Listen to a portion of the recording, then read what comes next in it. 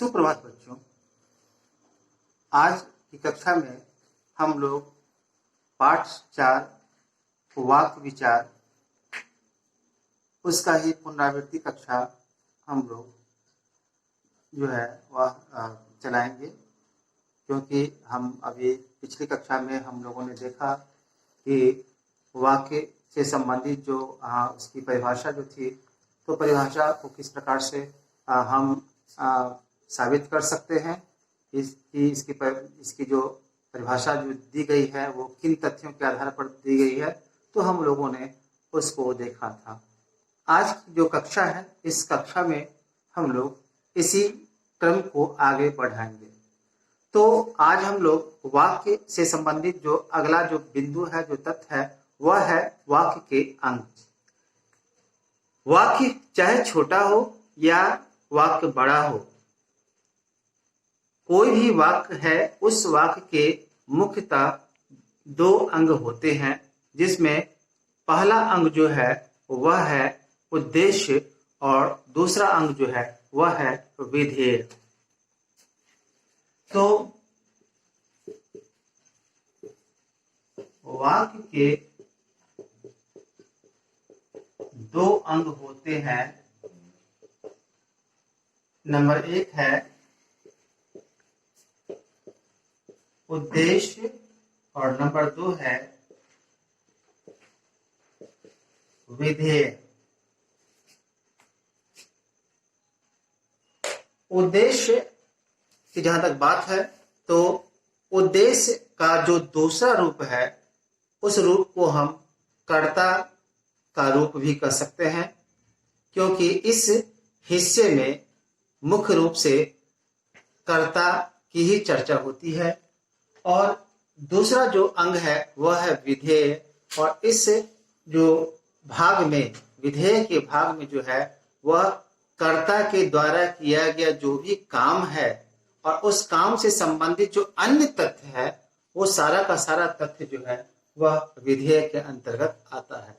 तो इस प्रकार से यदि हम इसका दूसरा पहलू लें, तो उद्देश्य जो है, इसका दूसरा रूप हम कर्ता के रूप में कह सकते हैं, और विधेय जो है उसका दूसरा रूप हम क्रिया के रूप में कह सकते हैं, क्योंकि इन्हीं के अंतर्गत जो है हम कर्ता और क्रिया, और हमने पहले भी कहा है कि व्याकरण के अनुसार, यानी हिंदी व्याकरण के अनुसार, वाक्य कहलाने के लिए जो मुख्य जो 2 तथ्य है, 2 बिंदु है, वह है कर्ता और क्रिया।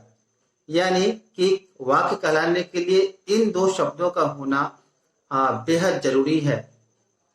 और इसके अलावा जितने भी शब्द होते हैं, वे सभी के सभी इनके सहायक शब्द होते हैं, जो कि आवश्यकता के अनुसार जो है उसका प्रयोग किया जाता है विभिन्न प्रकार के वाक्यों में। इसीलिए विभिन्न प्रकार के वाक्य भी होते हैं, जिसकी चर्चा या जिसका अध्ययन जो है हम लोग करेंगे। तो सबसे पहले हम लोग उद्देश्य को देखें कि उद्देश्य क्या है। तो उद्देश्य के विषय में कहा जाता है कि वाक्य का वह हिस्सा जो यह बतलाता है कि कौन काम कर रहा है, यानी किसके द्वारा काम किया जा रहा है, यानी जिसकी चर्चा हो। हम ऐसा भी कह सकते हैं कि वाक्य में जिसकी चर्चा की जाती है या जिसके विषय में कुछ कहा जाता है, उसे ही उद्देश्य कहते हैं। अब उदाहरण के लिए है ना,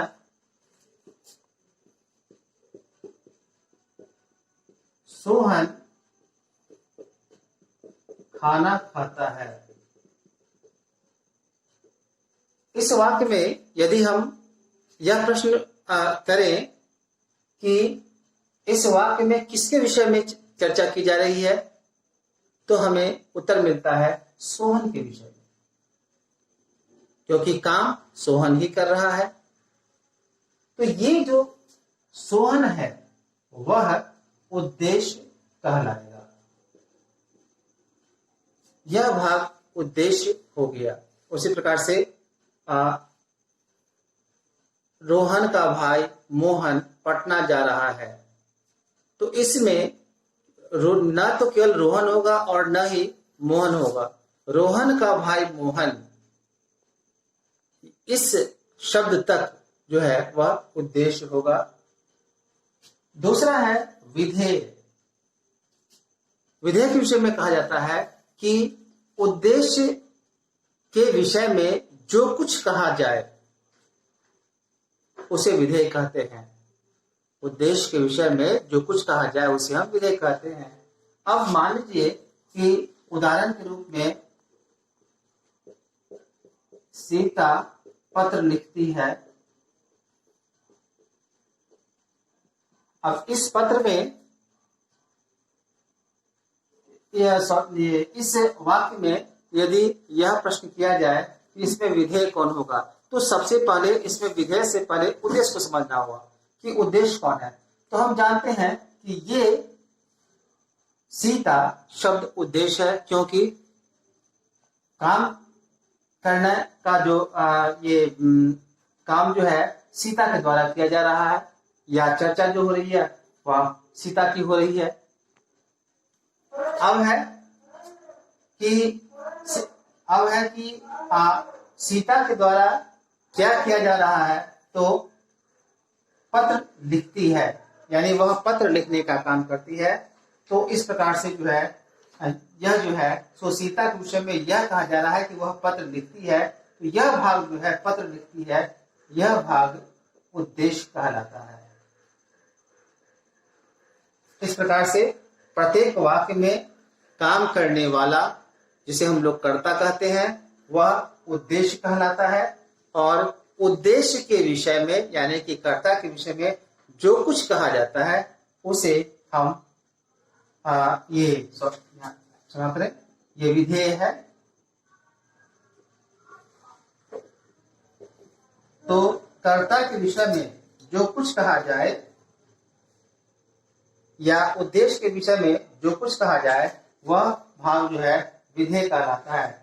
तो इस प्रकार से उद्देश्य के रूप में हम कह सकते हैं कर्ता, यानी यदि ऐसा भी प्रश्न हो कि उद्देश्य का दूसरा रूप क्या हो सकता है या उद्देश्य के विषय में और क्या कहा जाता है, तो आप लिख सकते हैं कि उद्देश्य का दूसरा रूप जो है वह कर्ता के रूप में है। उसी प्रकार से विधेय का दूसरा रूप क्या है, तो आप विधेय का दूसरा रूप क्रिया के रूप में आप बता सकते हैं, क्योंकि कर्ता के द्वारा क्रिया ही किया जाता है। तो इस प्रकार से वाक्य के दो अंग होते हैं, उद्देश्य और विधेय। अब हम लोग आगे जो है